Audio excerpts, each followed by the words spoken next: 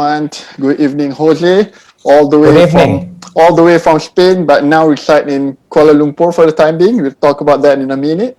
And Assalamualaikum, everyone. So today I'm very honored to have my friend. I want to introduce Jose to everyone like my three-in-one friend. You know why I said Jose is three-in-one? Because basically, in Jose, I have a professor, I have a startup founder, and I have a consultant, all in one person.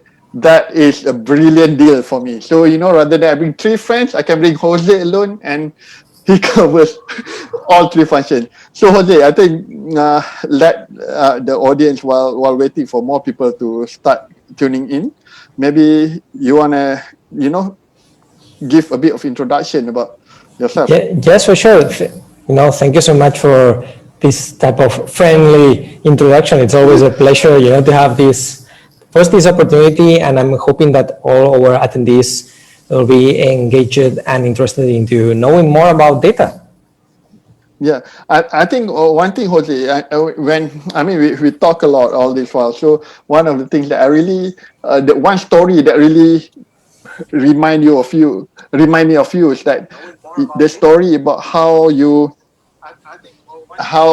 start to get to play with computer and what happened to the computer at what age. That's something that Oh, really, that's a very good one. You know what? It's like, I need to share something with you, with everyone. It's like I was very sick when I was young. I was not able to go to school until 7, and what my parents did, well, it was homeschooling, and they bought a computer. My first computer was very young, very, very, very young, and I remember that in that moment there were what type of no, computer is no that? internet. It was an Olivetti. Okay. The typewriter machines, they were producing the first computers as well. It was a floppy computer. It was fantastic. But there was no internet, or internet was extremely expensive only for companies. So obviously at home, I had only the manual, a very, very, very, very big manual. So I started reading the manual, and I remember that I found the instructions page. And the first thing that you do when you are very young is like, oh, I want to know what happens. So I start trying one of one, one after each other. And it was fantastic because you know what happened? I arrived to that fantastic instruction that's called format C. And you know what? The very first day that I had my computer, I was very young, I delete all the content of the computer.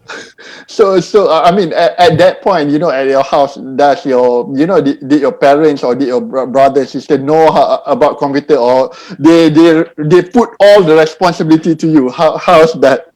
Well, my parents have no clue. They just knew that was the future, so they had to buy a computer for me. And at the moment in time, I didn't have a brother. I'm the older brother. So what happened, it was like my parents, oh, you're so quiet, just reading the manual, because I was trying to find for a solution. He said, yeah, Papa, I need to learn first because this is very important. So I was like a little bit in a shock, like what I want to do, what I'm going to do. But I was lucky to find that, through the floppy disk, you were able to install the operating system one more time. But it took me like a couple of hours finding. Oh, that's fast. For how old are you again? That was fast. No wonder you are a professor and I'm not.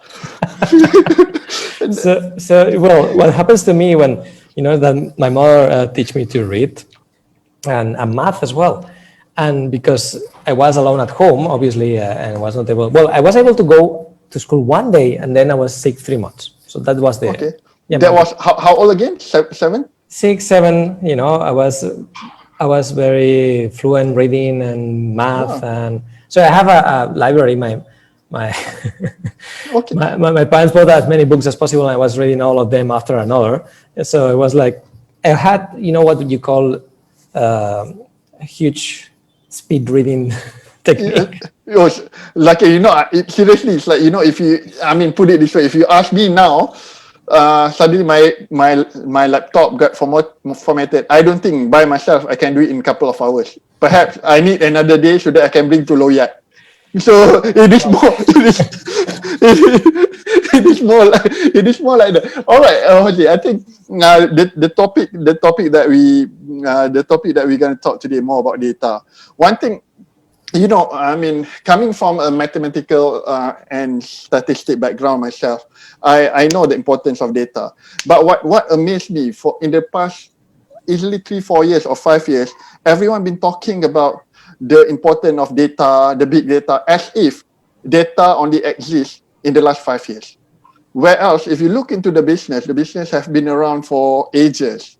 The business has been around for ages. Hence, the data should be around for ages already. But one thing that you know, maybe you can share a bit, why actually suddenly the shift of people focusing on the importance of data? That's a very good question.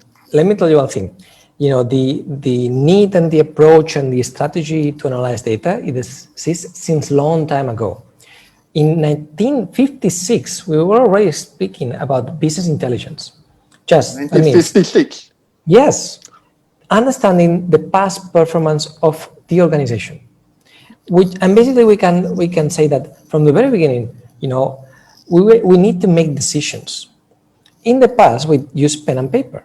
Once the first companies they had computers, for example, most of the times we speak about banks, they start, you know, automating some of the transactions and recording some data.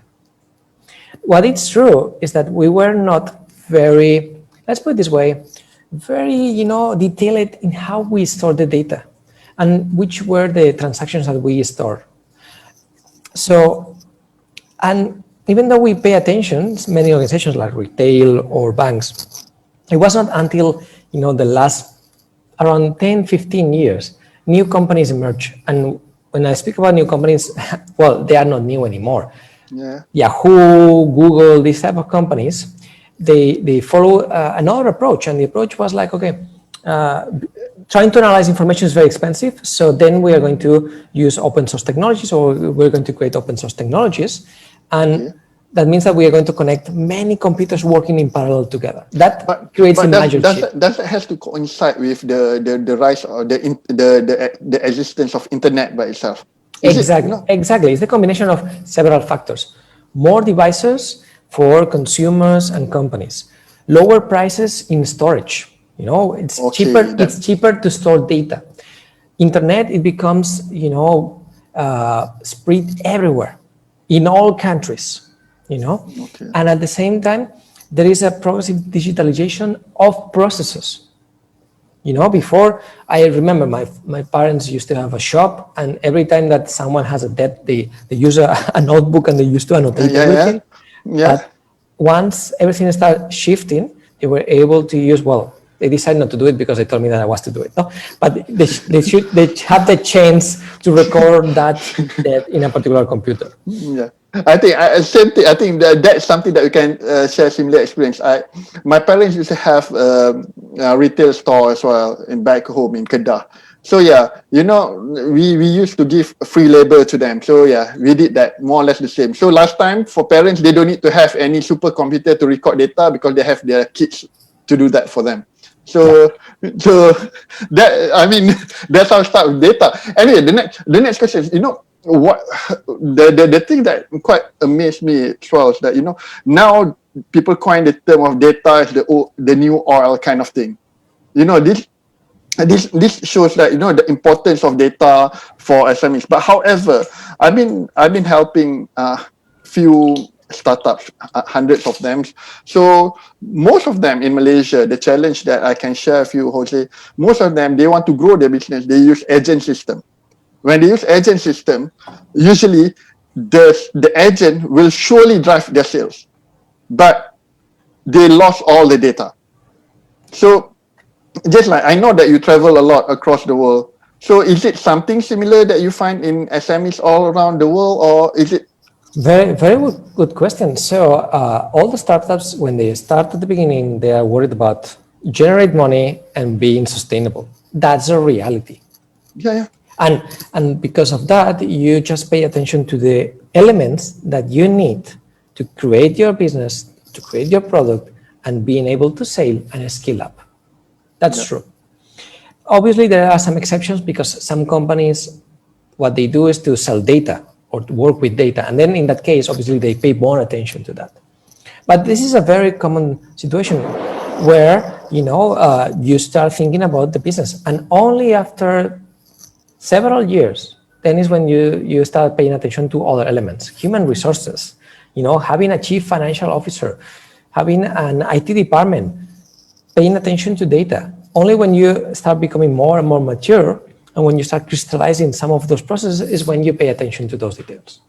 In my humble opinion, from the very beginning, you should pay attention to data because data is a critical asset.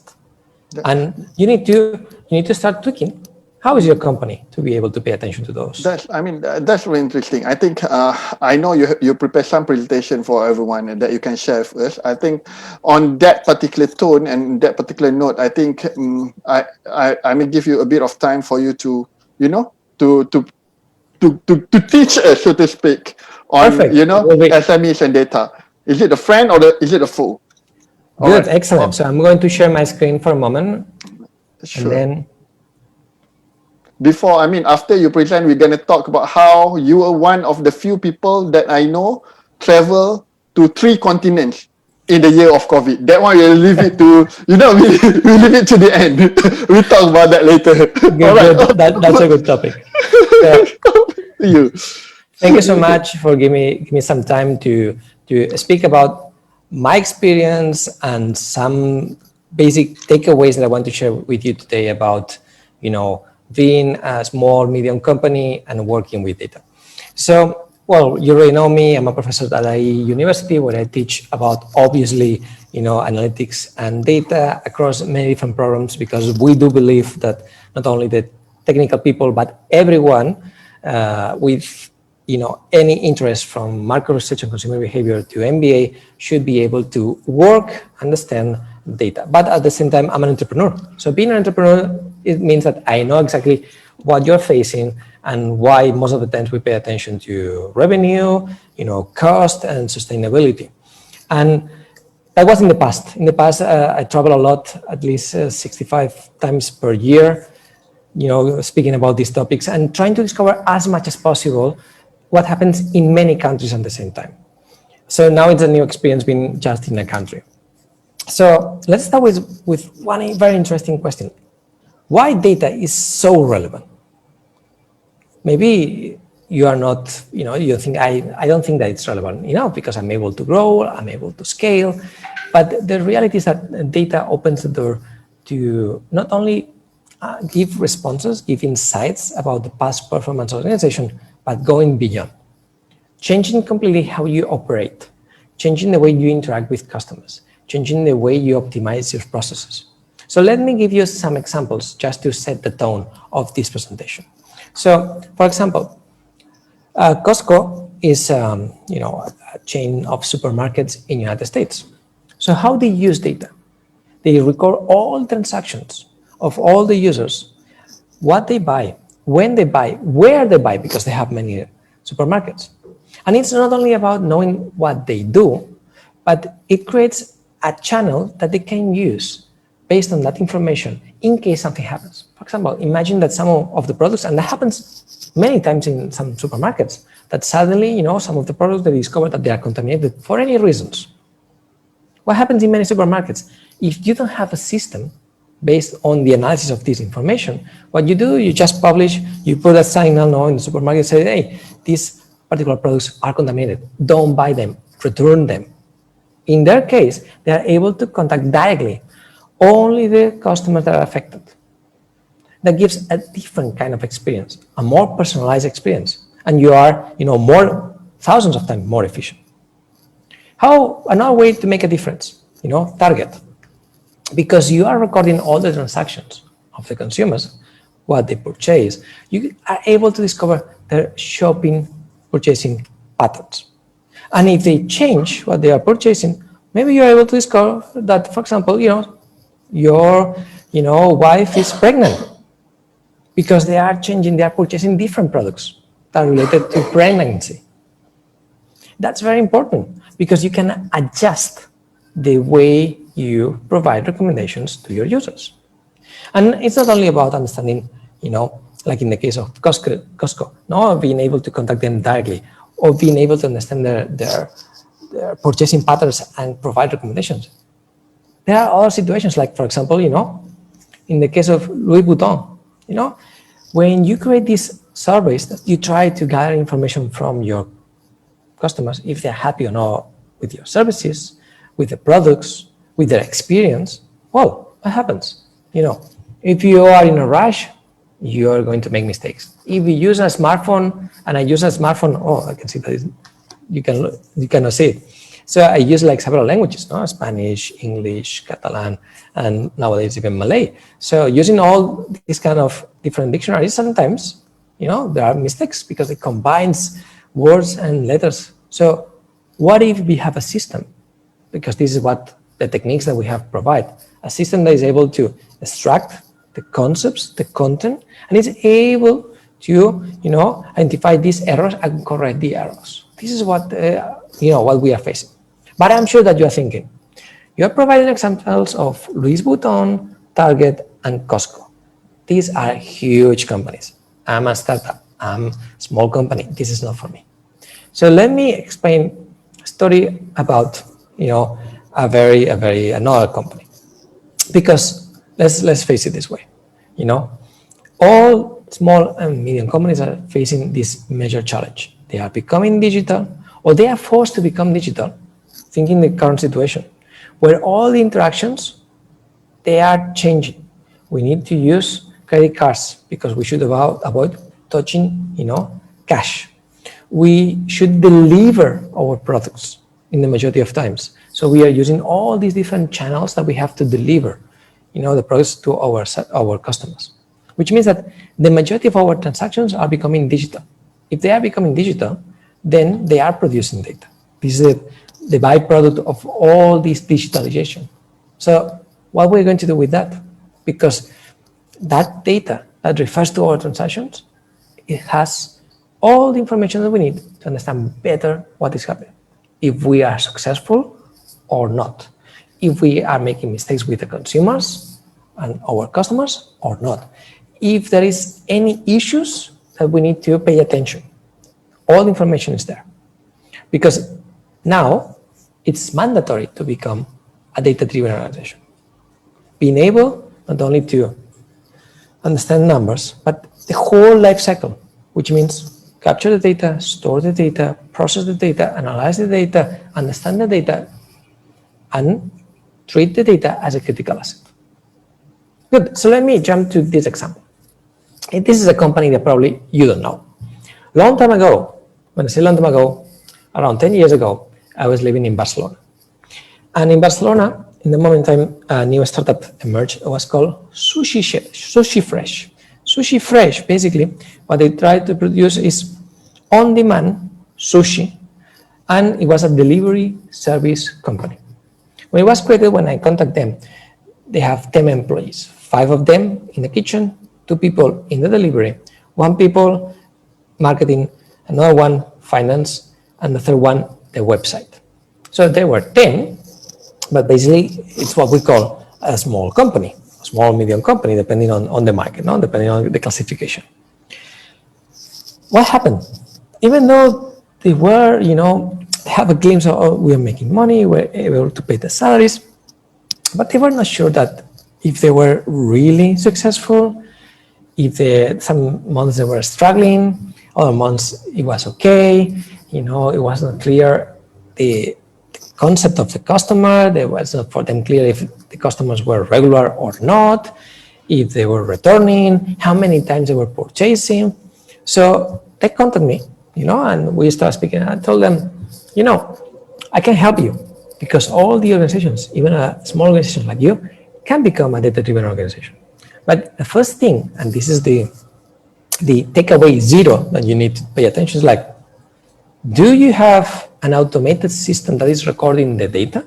That's the very first question that I share with them.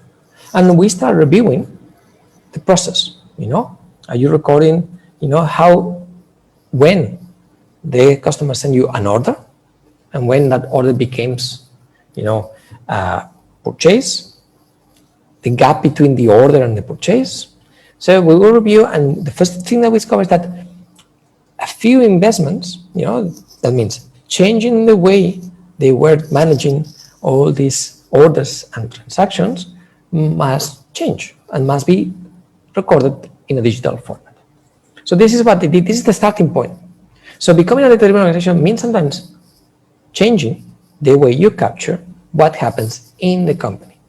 So when we speak about agents, means that you need to add a mechanism to capture the interactions with the customer, with the agent. Otherwise, you're losing that part of the information and you don't know what is happening. So with this in mind, after changing this process, we start thinking about, let's see which are the critical points, the critical pain points that you have. And speaking with them, we discovered that for them, the critical point was, it is very expensive to convince a customer to start purchasing our products. And I want to reduce that. I want to reduce the amount of money that I'm spending in new customers. Basically, they need to understand if the customers are regular or not, if they are active or not. In the context of customer analytics, we call that the customer is alive or is dead. And if it's alive, if it's a good customer or a bad customer, is a regular, it's a fan, or it's just sleeping. So because they changed the regional system, we were able to gather the information, and the information that you need is very easy. But this is just what we call RFM analysis: recency, frequency, and monitoring, which means that we need the ID of the customer, credit card in this case, the ID of the transaction, the amount of that transaction, and when it was produced. And with these only four columns, only four attributes, we were able to understand and to assign to each one of the customers per month this RFM index, an index that tells us how many days since the last purchase, how frequent is the customer during the period, and the amount of money that generates. And that changed completely. We discovered that there were like 30% of customers that were sleeping. After 1 month, they forget about Sushi Fresh. And the only thing that we require is to activate them. So obviously, it's cheaper to send them an email or a discount than paying for a whole marketing campaign to activate the customers. As you can imagine, there are many other details. It's a very long story. I can spend hours discussing and explaining about Sushi Fresh. But I just want to tell you one thing. After a few years, now they have 5 brands. Each one of them, it refers to a particular type of cuisine and fresh products. And they're still using and expanding the analytics across all of them. That means that for them, it was very, very important to invest, to know exactly how to optimize the marketing actions. So that means I can see, and I do believe, that all the organizations must become data-driven, and there are clear opportunities to become one of them. So let's review a little bit about the main steps of this case. The first thing is you must digitalize your business. If you are not able to add the proper elements to transform that information, the information that refers to your customers, to your transactions, your operations, into, a digital content, obviously it will be very complicated. It could be an Excel file, an Access database, or another types of encoding, but we need that. But let me tell you one thing. It's not enough to transform our process into something that is digital. We need to go the next step. And the next step, and this is the second takeaway, you must datify your business. And now is when everyone looks at me like, hey, Josep, I don't know what you're talking about. I don't understand digitalization versus datification. So let me explain, because I don't want you to have this face about what you're talking about. And I will give you an example, very clear example, where you're going to see the difference between these two concepts. And I'm going to speak about a company that is very well known. Let's speak about Google, which is the purpose, the mission of this company. The mission of this company obviously is to organize all the information. All the information that it can access, even yours, and make it useful and provide easy access. And one of the projects that they had, a very interesting project, it was the Google Books Library project. So the purpose was like, they're going to take physical books and they're going to scan, all these books transform all these books into a digital asset, and then obviously through this Google Books project, let everyone to access and search the content of the books. That's the project. Good. What they did, they follow two steps. The first step was the digitalization. What they did to scan every page in the highest resolution. So high resolution digital image was the output of this scanning of each one of the pages. But this is just an image. Think about your smartphones. When you take a picture, what happens? The system records these pictures from the last one to the very beginning. So if you want to navigate through that, what you're going to do? A very long scroll. I don't know how many pictures do you have, but I have more than 30,000 pictures, and that's a nightmare. So how we can help everyone to find the information that it's contained within the books or within the pictures? So we need to follow the second step, and the second step is the datification. In this case, because it's text, it means that we are going to use this optical character recognition, which means that it's able to identify the letters, the words, the punctuation, the paragraphs, all the content. And then obviously we even can apply, things to create the tokens, the combination of words that make sense that are together. In the context of a picture, our smartphones, sometimes they have the, mechanisms to recognize faces, objects, animals, locations, a mountain. And then obviously you can apply those tags, that metadata that is linked to your picture, to navigate and to recuperate, to bring back, when you are searching, only the pictures that make sense because they are related to that topic. This is what we call datification. And the result is, for example, this, where, in this case, they are searching for 3 particular names: Albert Einstein, Sherlock Holmes, and Frankenstein. And this is what we call a token, a combination of 2 words in this case, because it's a name, no? And the system is able to find the frequency of these words in all the books that has been scanned. This means extracting insights and creating something that shows you what is happening with that information. The same thing we must do when we are a startup. We need to, and in the context of transactions, it's easier than this. This is a very more complex process because it's very clear that they need to scan the pages with this high resolution, and then they need to apply the OCR to extract the content. In the context of transactions, the point of sale system that we can incorporate in our organizations can almost do everything for us. Maybe there will be extra steps, but that will be an extremely, good starting point. Then I will remember, because I've been there and I've been an entrepreneur in many different organizations, that we have a limited budget. So limited that when we want to introduce these technologies, there is the first option, and the most of the time the most relevant for us, is use cloud services.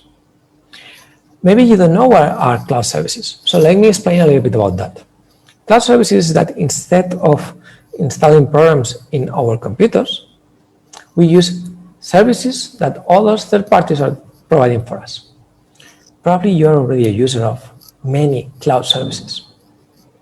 Facebook is a cloud service because through the app that you install in your smartphone, you connect to all the features that they have: publishing, retrieving information, paying attention to the profiles. Instagram, similar thing. Or Gmail from Google. You're able to send emails, you're able to receive emails, but you don't need to install a program from scratch to being able to send emails. So we are using something that someone else created. Some of those services are paid, some of those services are free. So in the case of analytical cloud services, there are many flavors. And the flavors, it depend on the type of organization. If you are a very small organization, obviously you don't have an IT department. But if you are a medium company, maybe you already have an IT department and you're able, to start, developing part of the elements that you want to do. For For example, a report, a dashboard, or even a particular type of analysis. That means that this is the image that you can consider. You can consider software as a service. You just pay for the amount of data or the amount of analysis that you consume. I want to have a customer segmentation, or I want to understand what happened in the last period. And then if you have capabilities and resources, people that is knowledgeable, then maybe you are able to create some of those elements, some of the functions that you want to apply, or even to create, the farther you go to the beginning, it means that you're going to create everything and you're going to decide about architecture and elements. Being a startup, most of the times we are in software as a service. We're going to rely on third parties that have encode and prepare semi-automated processes. And when I say semi-automated, is that the only thing that we need to do is to connect against our systems. So that's why it's so relevant, step 1 and step 2. Have a system that captures the data, and not only captures the data, it's prepared for consumption. And then we connect that system to the cloud services. But obviously, this is an ideal world. What happens most of the times? We never pay attention to data. Data is a mess. We think that we have something, an Excel file, an Access file, or even a database, and when we want to analyze the information, we realize that it's incomplete, it's just recorded once per week and not every day. There's missing information, the information is in 20 different files and we need to combine all of them. It's like this, it's a mess. Obviously, this is a picture that refers to, you're going on holidays. That was something that was very frequent in the past. Nowadays, like a little bit of science fiction, and after a party, this is your room, Obviously, if you have this situation, which is a mess, it will be very complicated, extremely complicated to extract value from this. You will spend hours preparing the data, ordering, classification, just to let you know. Can you imagine how much time do you spend preparing the data? So for those organizations that they never pay attention to this, it's between 80 and 90% of their time. And the experts, that work in the analytics field, the data analyst, the data scientist, the data engineer, the big data expert. Well, instead of working analyzing data and providing value, they work in something that is slightly less fancy, when we call the name data janitor. They spend their time cleaning the data, preparing the data, because they are in this situation. So obviously, the point that I want to explain to you guys is that we need to take care of the quality of our data. If the data is horrible, we never pay attention, instead of being a critical asset, it will be a toxic asset. And maybe sometimes we need to start from the very beginning. And you may say, I'm a startup, I'm in this situation. Well, many big companies that they never pay attention, they were, recording data, but they never pay attention to having good quality. They are in the same situation. That opens the door to many startups, to many young companies to compete with big players, because everyone should become digital. I'm sure they have a little bit more budget, but in terms of data, in terms of changing the way they operate, they need to make an extra effort, and that extra effort gives time to many startups to appear. Think about companies like Grab, Shopee, or many others. They are new, and they were competing to previous retailers. Why they emerge and they have the chance to be a competitor? Because the traditional competitors, they were in this situation. So that means that leads to the number 5. It's extremely very important to treat your data as a critical asset. And maybe you don't understand what is a critical asset. So think about, for example, your shop. What are you going to do with your shop?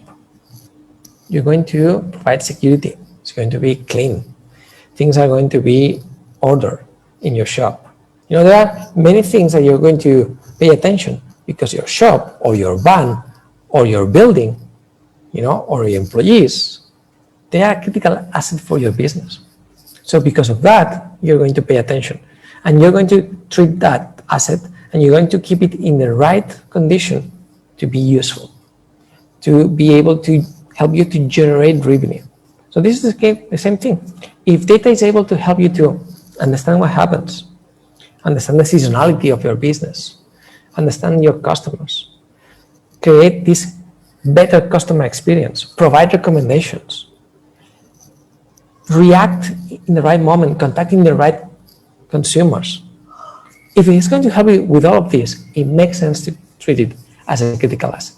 And when I think about a critical asset, it's the same thing of having this fantastic, room where everything is the right place, and where we are able to find what we are aiming for, what we're looking for, to make a faster, wiser, and better decision. Because this is why we want data, to be more efficient, to be able to explain what is happening in the organization.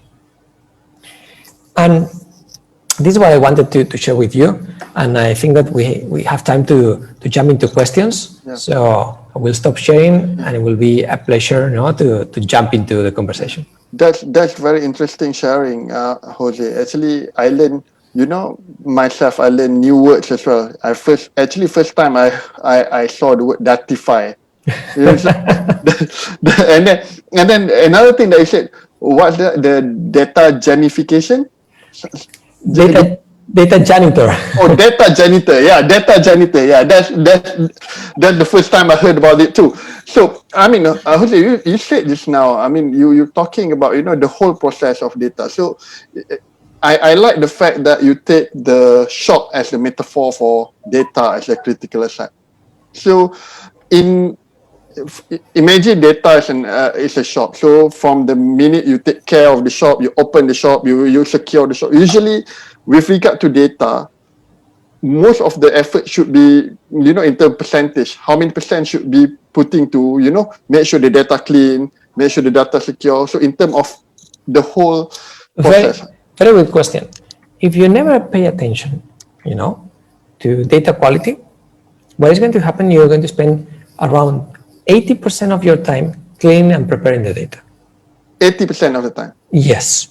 So is that, I mean, you just now saying that most of the big corporation they have, I mean, one thing that I like, you mentioned about Grab and Shopee. You are right in saying that there were no Grab, no Shopee previously, all, the traditional business, but this company can rise to the top, so to speak, in a very rapid manner. So are you saying because imagine that you're building everything from the very beginning. So you have the chance to put into place the key pieces to start recording the data in the right way.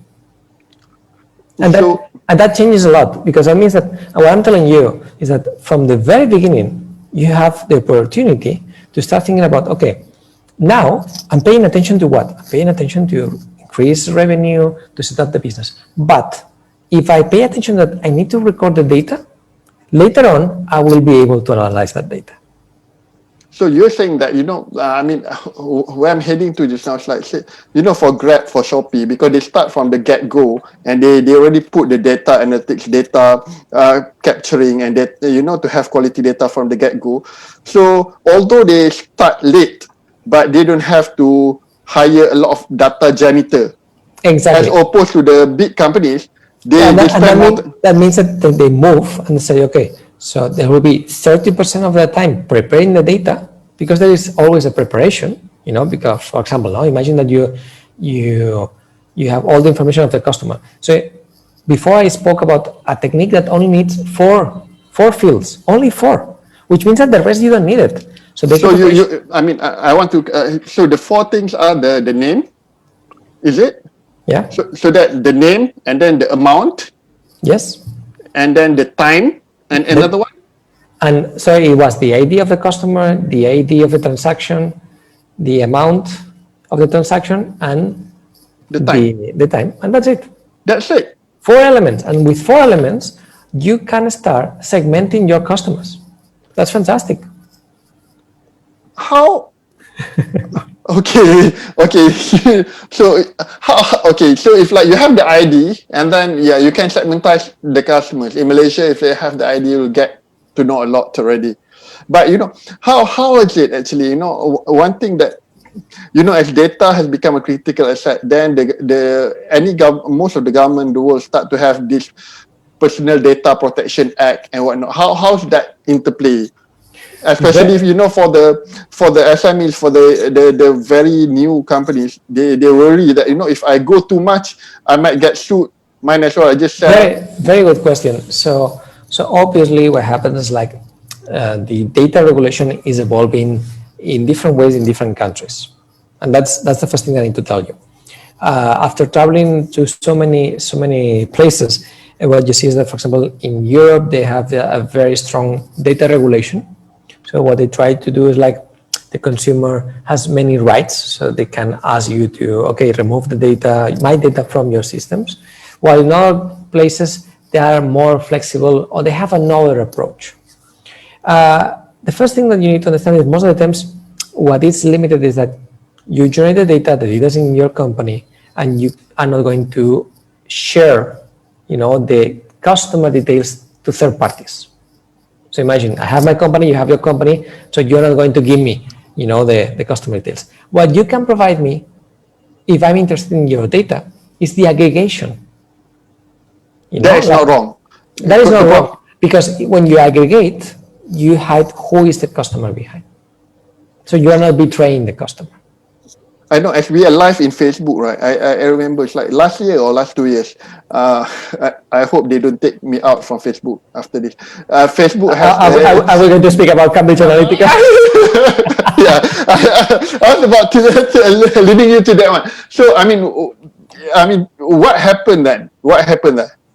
No, it's very interesting. It's a very complex case, but at the end what happened, like there was a researcher that he ran several analyses to understand the personality of the different users of Facebook in different countries, and he collected many information, not only about the personality test, but information about the consumers. Because let me put it this way, privacy was not a key element of Facebook. From the very beginning, you were able to, this was an exercise with my students, you were able to create a developer account and you were able to access everything. Lately, they start closing things because obviously they make a lot of mistakes, but it was not privacy for them relevant. They believe that your privacy is not relevant. It should be shared with everyone. We are providing you a free service, so that's it. We're going to exploit that. No, actually, it's up to the user how much they want to share, right? Exactly. Now I start to think like Mark Zuckerberg. Okay. And Facebook is tweaking the elements to hide that what you can show, cannot show. That's a very long discussion. But what happens, like this researcher, was contacted by Cambridge Analytica. They wanted to use Facebook in a very legal way, like create campaigns. Obviously, the content was the content that we know that was like in order to manipulate people. And what they did is to use this information of this researcher, combining with information on the Facebook, to create these manipulative campaigns. This is what they did. Okay. And obviously, because Facebook has had this very, non-privacy approach to customer data, it was easy to do. They were not the only ones. Okay. That's the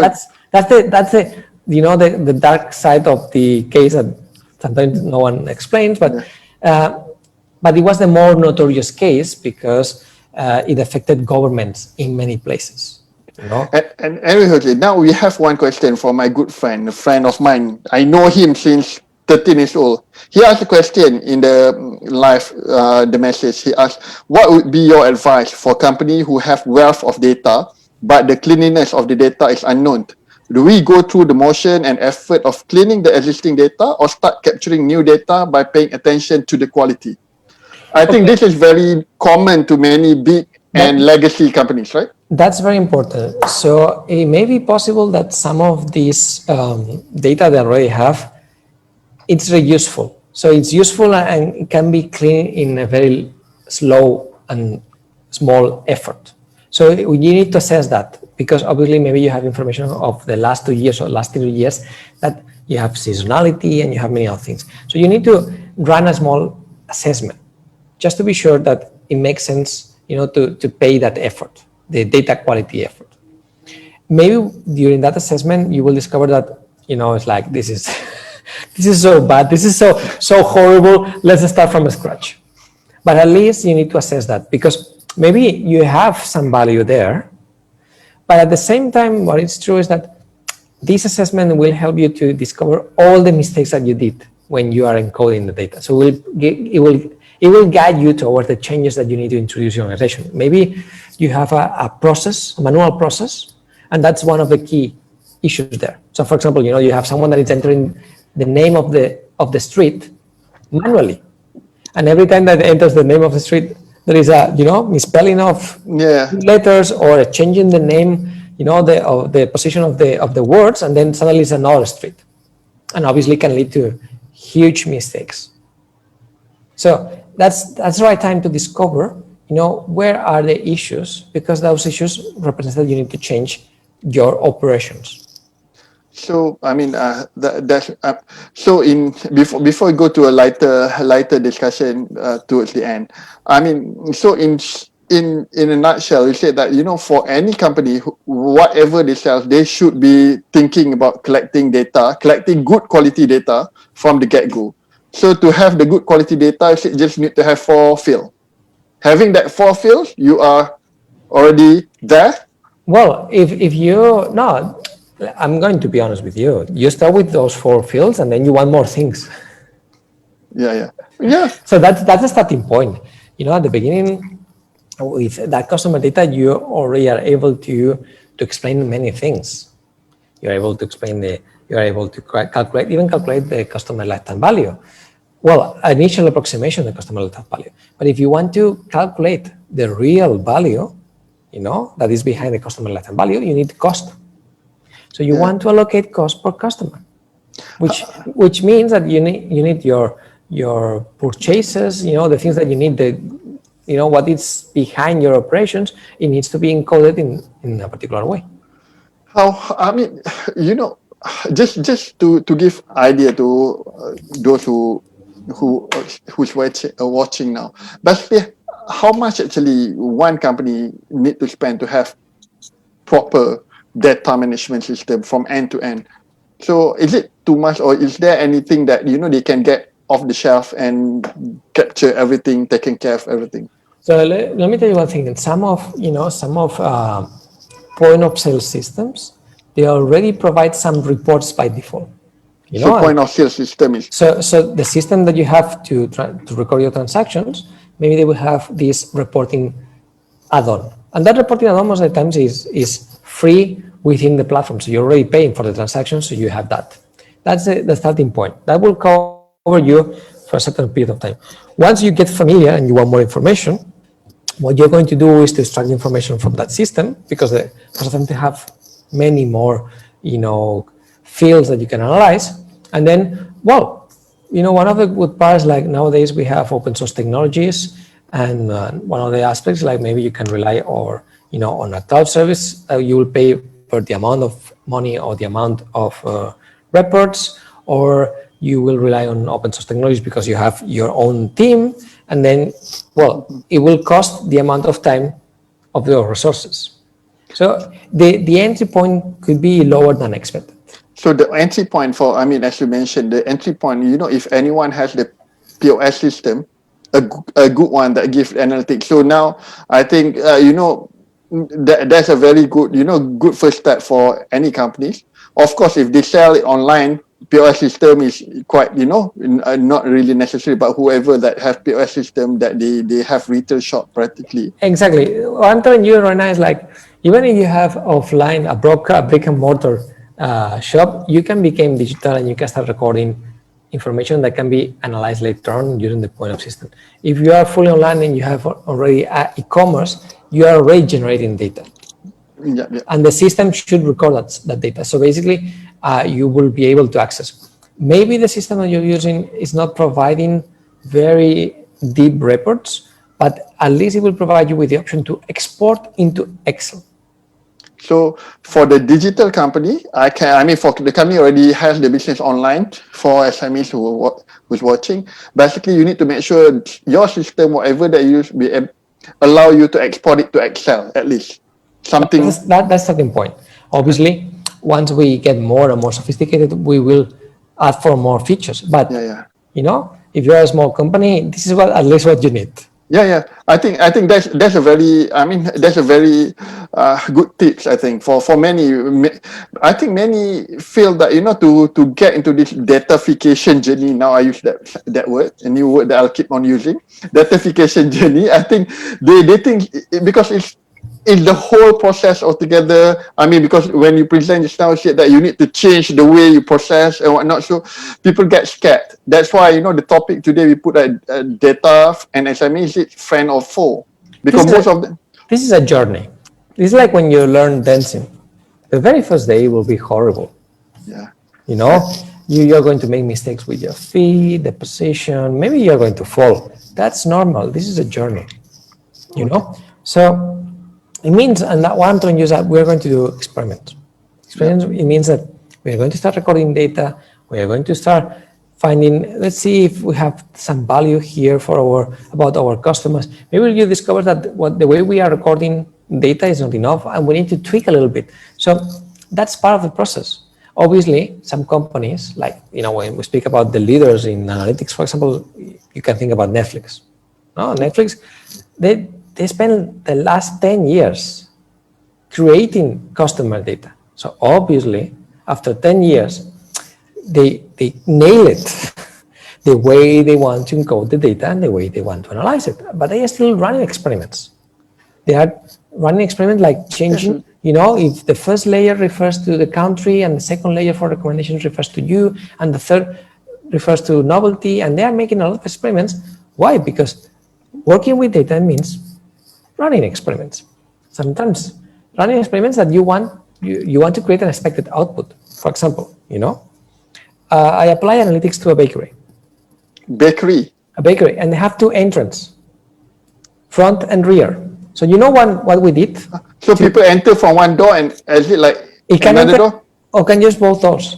So I thought it's like COVID SOP. You can enter one place and exit another place. Exactly, that could be an option.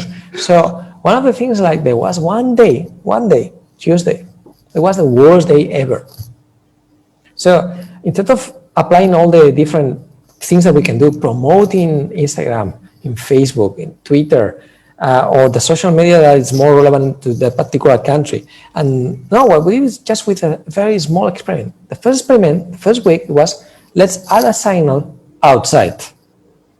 Let's see if the people that is walking suddenly, oh, this is a bakery. Oh, they have croissants. Oh, they have coffee. Let's enter. That's the first. That's a data-driven experiment. We do something in real life, and then we observe what happens with the transactions. Do we have more people after this? Yes or not? If it yes, it means it works. If no, that means let's do something else. Let's promote it in Facebook. That's interesting. Okay, I think now more than ever, I think this year particularly, everyone loves data. You realize or not realize, this year is the year that everyone loves to look at the numbers. Yeah. Indeed, every day people look at the numbers because they want to see what's the number of new cases for COVID. I know. So people monitor that, on a daily basis. And then, when the numbers suddenly, everyone start to be very sensitive. But, the number has gone to more than 1,000 in Malaysia for the past 2 weeks. And go down again, the feel-good factor. But I don't want to talk about data anymore. I want to talk about the COVID. And, just like maybe a very good part, in a more casual, relaxed manner, you are one of the person, if not the only one that I know, have been travel in 3 continents during the year of COVID. So how's that experience? Because I know previously you might miss your traveling time, because I understand that when during other COVID years, other years, you've been traveling 20, 30 times 65 times per year. That was my average. 65 times a year. Yes. And the question, do you want to do 65 times traveling in COVID time, or 3 is enough? 3 is enough. It was already complicated. For people that is listening, just to let you know, so before March, I was living in UK. I moved from UK to Australia, and it was in March was the very beginning of COVID in Europe. So, but the funny part is like I closed my flat in UK, then I was in Spain giving some lectures at a business school, and when I finished my that week that I had like many different courses, then I took my flight, and it was Champions League. It's incredible in Europe. People was traveling across the different countries. In one of them, it was Italy. Italy was the focal point of the COVID, and from Italy was a huge expansion everywhere in Europe. So I was just able to fly just before they closed Australian borders. So that was one of the latest trips. So that was in March, and I've been in Australia for 6 months, and then I found another mechanism to enter to Malaysia, and I arrived like 2 months ago.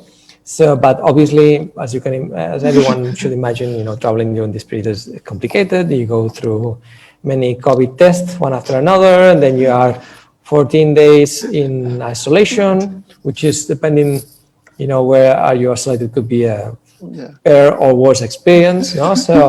So yeah, I don't recommend people to travel now.